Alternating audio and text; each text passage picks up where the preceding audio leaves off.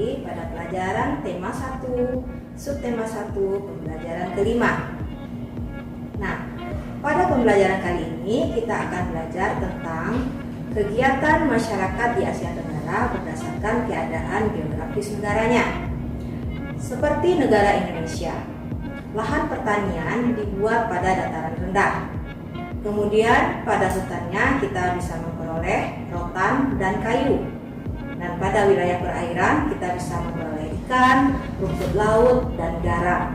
Kemudian pantai dapat dijadikan sebagai tempat pariwisata. Nah, sekarang kita lihat lagi negara Malaysia. Nah, pada hutan Malaysia itu diperoleh kayu untuk diekspor. Kemudian di sepanjang pantai barat daerah Perak sampai Negeri Sembilan itu mereka gunakan sebagai lahan pertambangan. Contohnya terdapat kilang minyak. Seperti yang kita ketahui, negara Malaysia merupakan penghasil timah nomor 1 di dunia. Kemudian perkebunannya menghasilkan karet. Negara Malaysia juga sebagai penghasil karet nomor 1 di dunia. Sekarang kita lihat negara Singapura. Untuk pertanian mereka melakukan hidroponik dan beberapa lahan digunakan sebagai tempat peternakan. Nah, sekarang kita lihat negara Thailand. Di sepanjang lembah sungai Chao Phraya dijadikan sebagai lahan pertanian untuk menghasilkan padi. Negara Thailand juga dikenal sebagai lumbung beras Asia Tenggara. Nah, sedangkan wilayah perikanannya dimanfaatkan sebagai tempat untuk menangkap ikan. Nah, wilayah perairan di Thailand ini seperti Sungai Chao Phraya, kemudian ada Sungai Mekong, Selat Malaka, dan Teluk Siang. Kemudian kita beralih ke negara Filipina. Filipina juga memanfaatkan dataran rendah sebagai lahan pertanian dan perkebunan. Nah, hasil perkebunan yang terkenal di situ adalah karet dan kelapa.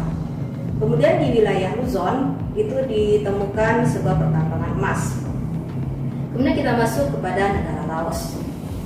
Negara Laos dataran rendah Vientiane dijadikan sebagai lahan pertanian. Nah, sebagai pusat perikanan adalah Sungai Mekong. Nah, kemudian kita lihat negara Myanmar. Di negara Myanmar ini terdapat lembah Sitak yang menghasilkan tanaman tembakau. Kemudian di Plateau Shan itu dia menghasilkan tanaman teh. Nah, sepanjang pantai Arakan Goma itu ada sebagai lahan sayur-sayuran.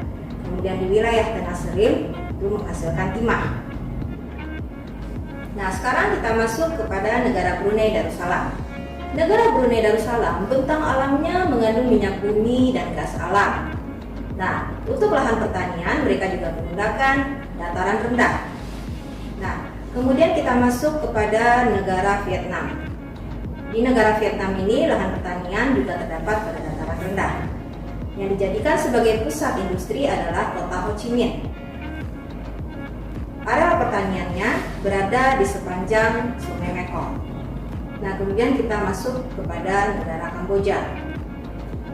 Pada negara Kamboja ini terdapat Danau Tonle Sap yang merupakan penghasil ikan air tawar nomor 1 di Asia Tenggara. Kemudian untuk perkebunannya dia menghasilkan tembakau dan karet. Oke student, sampai di sini dulu video pembelajaran kita pada hari ini. Semoga student teacher semuanya paham apa yang sudah teacher sampaikan. Nah, jangan lupa like, subscribe, dan comment. See you.